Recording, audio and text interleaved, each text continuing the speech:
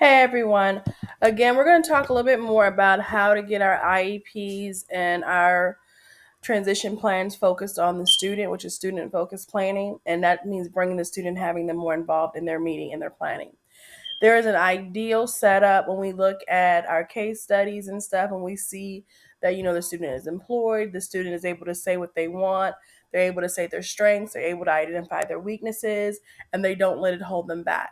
And how do we get to that point? How do we get to where the student has the self determination skills that they can be involved in their meeting and they're not just answering yes or no questions?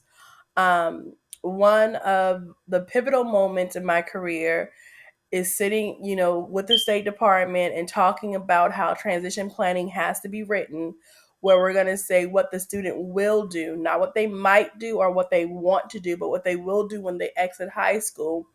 And then looking back and saying and asking that question, okay, so how do we make sure that happens? How do we make sure they have the skills to do that and we're not just blowing smoke?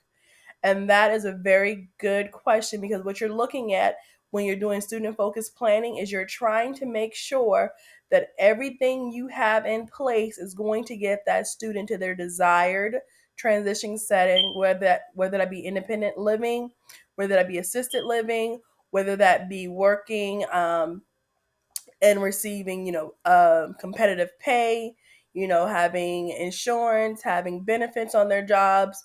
What is the goal? And then you have to also answer the question, what is realistic? Is your goal realistic for that student, for that family? And what is their projected outcome really going to look like? So when you do all that and you try to start student focused planning, what tends to happen is you invite the student to IEP meeting because that's required. Then during the meeting you're asking the student questions. If they're quiet, they may respond yes or no, or they may look to a parent, or they might have their head down, but they're at the meeting. So we have to get them to the next step. So how do we start doing that? How do we start making sure students get to the next step where they feel confident enough to ask questions, answer questions, make statements, maybe even lead their IEP meeting? That's where student development comes into play. One key factor in student development is making sure that students know how to be advocates for themselves. And a piece of that is their disability pride, and a piece of that is youth leadership. So if you go to Able, South Carolina, and you click on the link, you're going to see that they have programs for students and they have videos and resources that you can use that will help them out with advocacy. They also have it in independent living, peer support and mentoring. They have youth transition services, and this gives them a voice that is their own unique voice that they can hear, and they can see what their peers have done and what people with disabilities who may be similar to them have done, and that gives them a place to start from. Another thing that you can utilize is the youth leadership forum.